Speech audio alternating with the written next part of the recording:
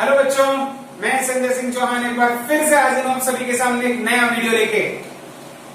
तो देखिए, हमने पिछले वीडियो में जाना था कुछ इमेज की कैरेक्टरिस्टिक्स के बारे में कि भैया इमेज को हमने ये जाना था कि कॉन्केव मिरर के लिए प्रिंसिपल एक्सिस कौन सी होती है, इमेज डिस्टेंस कौन सी होती है, ठीक, ऑब्जेक्ट डिस्टेंस कौन सी होती है, रेडियस ऑफ कर्वेचर कौन सी होती है, फोकस पॉइंट कौन सा होता है, फोकल लेंथ कौन सी होती है, पोल पॉइंट कौन सा होता है।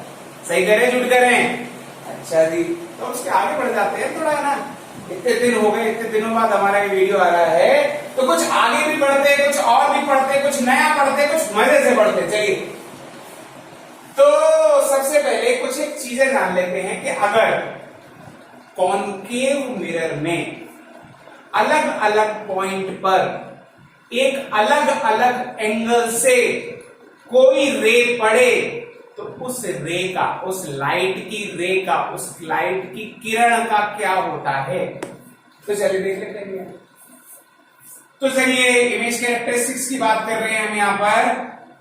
तो एक मान लीजिए ये है आपका कॉन्केव मिरर, ये हो गई आपकी कौन सी एक्सिस, प्रिंसिपल एक्सिस। ठीक, चलिए इस जगह पर हम बात कर रहे हैं, तो ये हो गया आपका कौन पॉइंट। अच्छा, तो जो कुछ एक लॉस पढ़ने हैं, तो यहां भी हमको एक चीज पता है कि ये फोकस पॉइंट है और ये सेंटर ऑफ कर्वेचर है। देखिए, कुछ एक हम इमेज कैरेक्टरिस्टिक्स की बात कर रहे हैं, कुछ एक पॉइंट्स हम पढ़ने जा रहे हैं, उनको ध्यान में रखना, क्योंकि इमेज फॉर्मेशन के लिए आपको इन्हीं लॉस की, इन्हीं रूल्स एंड रेगुलेशन की जरूरत पड़ने वाली है। आगे जाके हम इनको ही फॉलो करने वाले हैं। तो मान लीजिए अगर पहला केस कि if incident ray is parallel to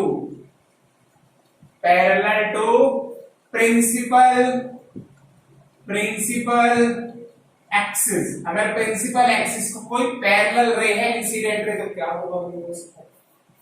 तो देखिए, यहां पर कोई एक इंसिडेंट रे आई जो किसके पैरेलल थी, इसके पैरेलल थी। ध्यान रखना, हर जगह आपके लॉज ऑफ रिफ्लेक्शन फॉलो होंगे। मैंने आपको क्या बताया था, लॉज ऑफ रिफ्लेक्शन में क्या था, angle of incidence equals to angle of reflection. ठीक है, तो इस जगह पर अगर यहां पर देखें, तो यहां पर अगर हम एक नॉर्मल खींचे, तो ये क्या हो गया भैया आपका एंगल ऑफ इंसिडेंस। अगर ये एंगल ऑफ इंसिडेंस हो गया, थोड़ा सा ऐसा बना लीजिए, नॉर्मल को मैंने थोड़ा सा ऐसा बना दिया, इसको ऐसा नॉर्मल कर दीजिए, तो ये क्या हो गया आपका एंगल ऑफ इंसिडेंस।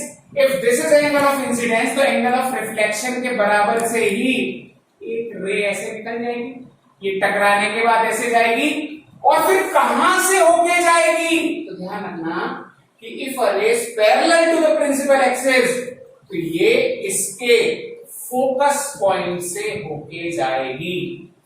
तो चलिए भैया, इसके फोकस पॉइंट से होके जाएगी।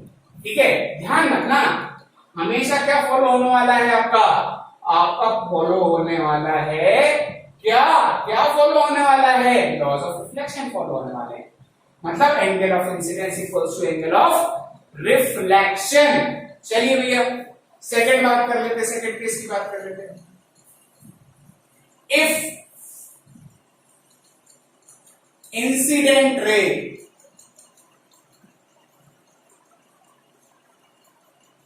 इज पासिंग थ्रू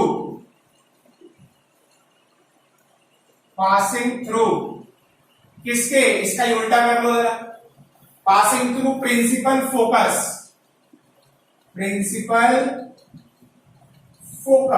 अगर ये प्रिंसिपल फोकस से पास हो रही है, तो भैया क्या होगा, यानी अब की बारी ये रे फोकस पॉइंट से होके जा रही है, तो क्या होगा, तो जरा देख लेते हैं भैया।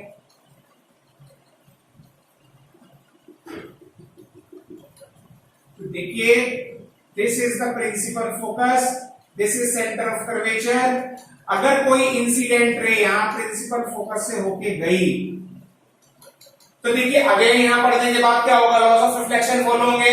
आप यहां पर एक नॉर्मल खींचेंगे, एंगल ऑफ इंसिडेंस बनेगा, नॉर्मल खींचेंगे, इस जगह पर एंगल ऑफ इंसिडेंस बनेगा और एंगल ऑफ रिफ्लेक्शन बनेगा। और ध्यान रखना जो भी आपकी रिफ्लेक्टेड रे होगी, this is your incident ray and this is your reflected ray. आप जानते हैं दिस इज योर इंसिडेंस रे, incident ray and this is your reflected ray, तो भैया ये इंसिडेंट रे है। अगर इंसिडेंट रे प्रिंसिपल एक्सिस के पैरेलल थी तो कहां से होकर गई थी, प्रिंसिपल फोकस से होकर गई थी। और अगर प्रिंसिपल फोकस से होकर जाएगी तो कहां जाएगी, प्रिंसिपल एक्सिस के पैरेलल होके जाएगी।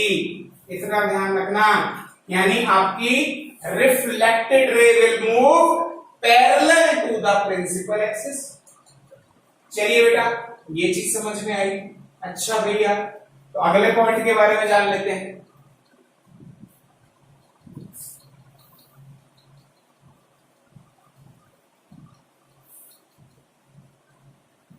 अगला पॉइंट क्या है भैया, ये भी हटा दो।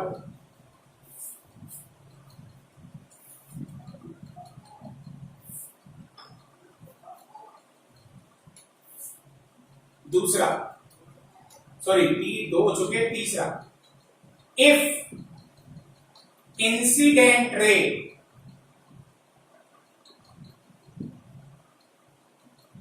Is passing through centre of curvature, अगर सेंटर ऑफ कर्वेचर से होके जाएगी तो क्या होगा, is passing through centre of curvature C. अगर passing through centre of curvature से सी के अगर जाएगी तो क्या होगा, तो जरा देख लेते हैं भैया। तो ये ऐसा होगा कि पहले बना लेते हैं, this is your principal axis, this is your centre of curvature, this is your principal focus. If an incident ray is passing through this particular thing, तो ध्यान रखिए बेटा, एक रूल बिल्कुल दिमाग में फिट कर लीजिए, जो भी रे सेंटर ऑफ कर्वेचर से पास होती है उसको हम मिरर के ऊपर एज अ नॉर्मल ट्रीट करते हैं। एज अ नॉर्मल ट्रीट, जिस जगह पर भी टकराएगी वहां पर उस पर्टिकुलर सरफेस पर वो नॉर्मल होगी। और नॉर्मल के आगे, नॉर्मल से अगर कोई इंसिडेंट रे आई है तो वो उसी नॉर्मल से वापस चली जाती है। एंगल ऑफ इंसिडेंस जीरो है, एंगल ऑफ रिफ्लेक्शन भी जीरो होगा। यानी अगर सेंटर ऑफ कर्वेचर से कोई लाइन आई है, ठीक, तो सेंटर ऑफ कर्वेचर से ही वापस लौट जाएगी, ध्यान रखना, ठीक। तो reflected ray will pass through that original line जिससे इंसिडेंट रे आई थी। चलिए next point,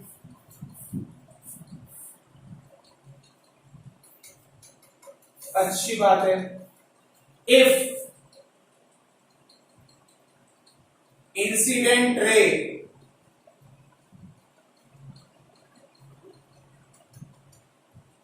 is striking at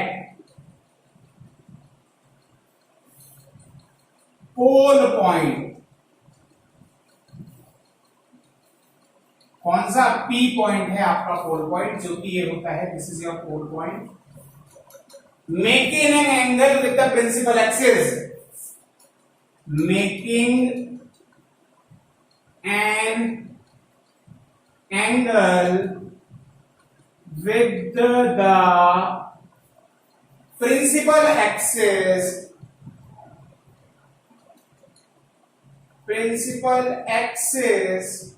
तो भैया क्या होगा इसका, तो भैया ये होगा कि क्या होगा, तो देखो भैया क्या होगा, देखिए भैया हमेशा लॉज ऑफ रिफ्लेक्शन ही फॉलो होंगे।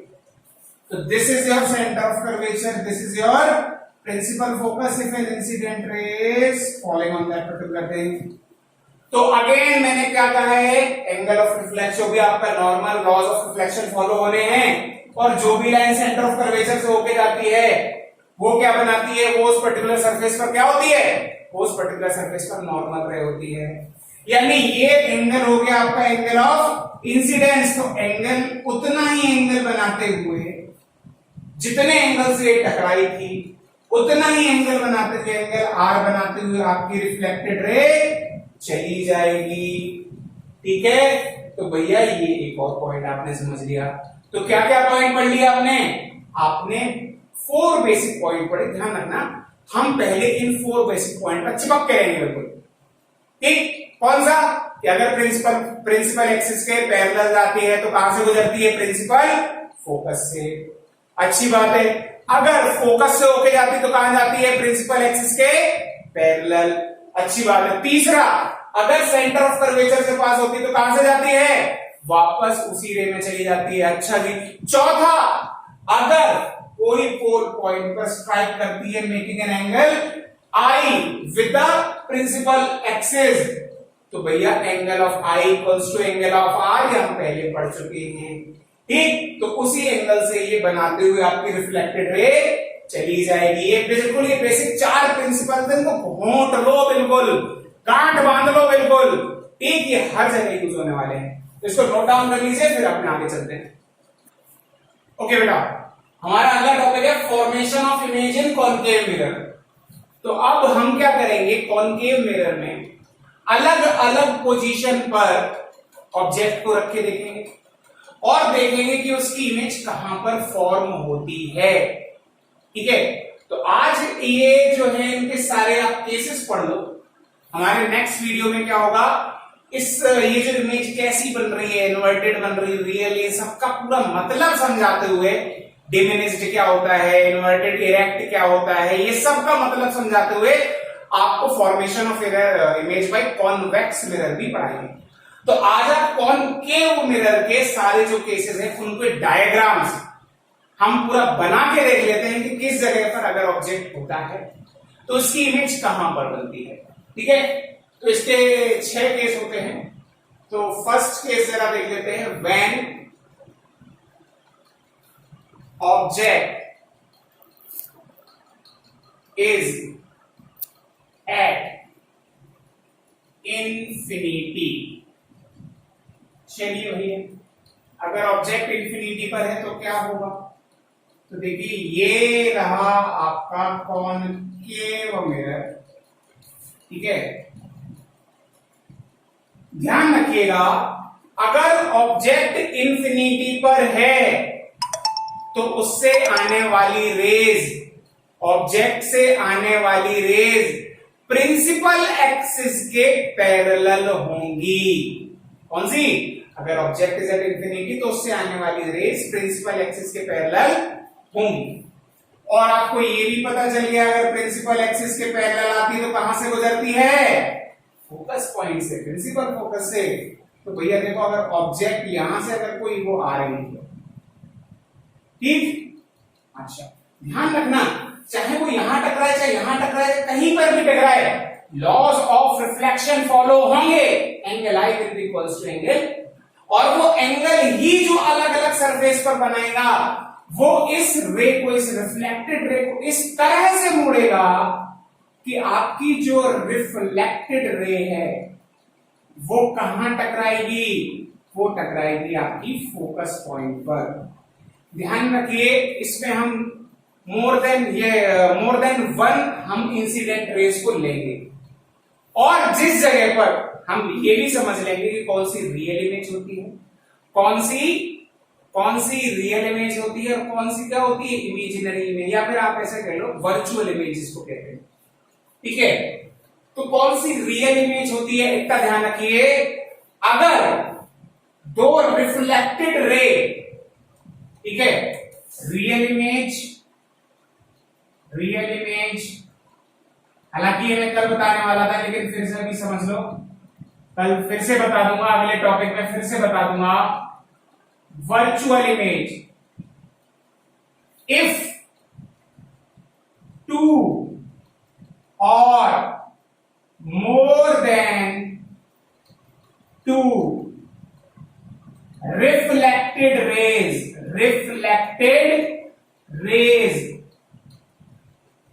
actually intersects each other,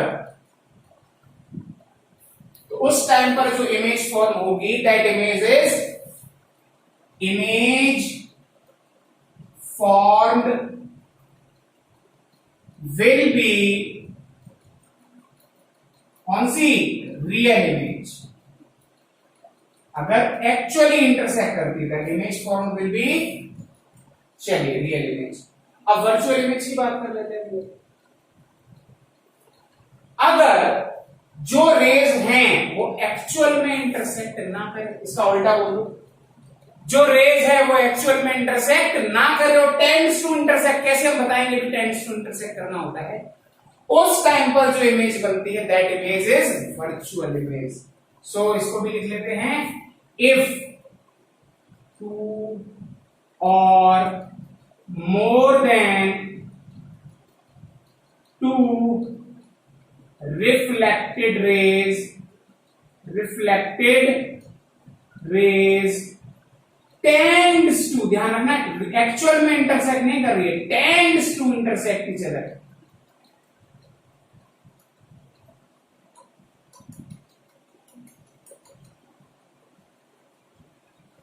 तो क्या होगा भैया, image form will be virtual image. Image formed will be virtual image. अच्छा जी, चलो बहुत बढ़िया, समझ में आ गया। तो इनको जरा नोट कर लेना, ठीक है। हम जरा डायरेक्ट यहां पर देखिए, दो रिफ्लेक्टेड रेज आई, इन्होंने एक्चुअली में यहां पर इंटरसेक्ट किया है ना, यानी यहां पर कौन सी इमेज बनेगी, यहां पर बनेगी इसकी रियल इमेज।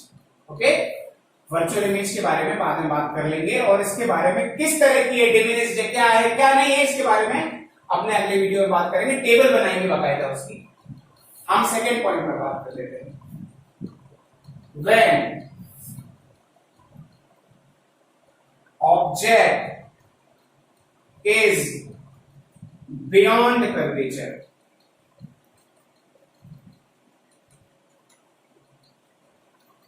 मतलब सेंटर ऑफ कर्वेचर से आगे जो पूरा सर्कल बनता है उसके आसपास कहीं पर अगर आपकी इमेज ऑब्जेक्ट है तो उसकी इमेज कहां पर फॉर्म होगी भैया, ये तो आपका पोल पॉइंट था भैया, तो इसकी इमेज कहां पर होगी भैया, जरा देख लेते हैं भैया।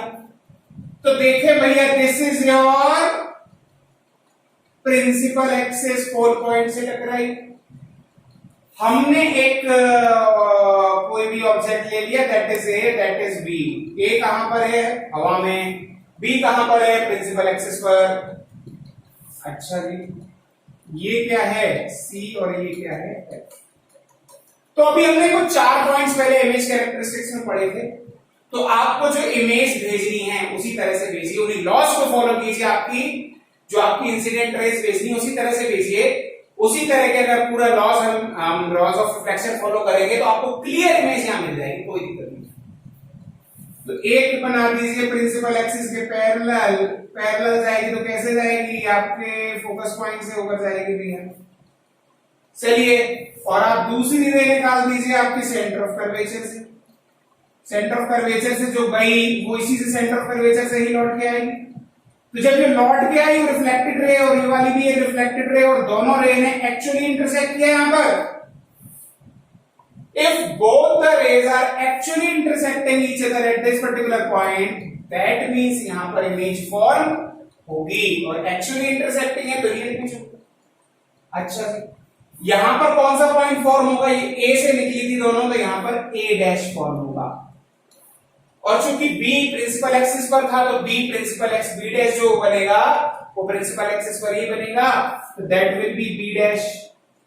तो हमने क्या देखा कि पहले ए ऊपर था, अब ए नीचे हो गया, तो हमारी इमेज क्या हो गई, उल्टी हो गई। इसको कहते हैं इन्वर्टेड इमेज। चलिए भैया, आगे बढ़ जाते हैं। कहां गया डस्टर हमारा? देखिए बेटा, पहले ये दूर थी तो कहां बनी? फोकस पर। जब ये दूर से पास आई तो कहां बनी? फोकस से थोड़ी अदर खसक गई।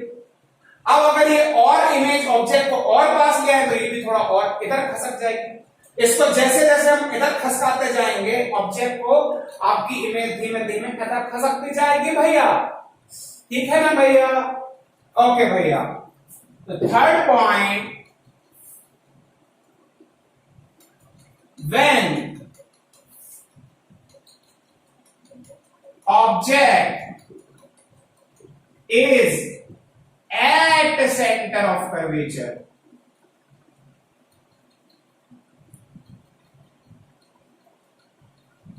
at the center of curvature, तो भैया क्या होगा?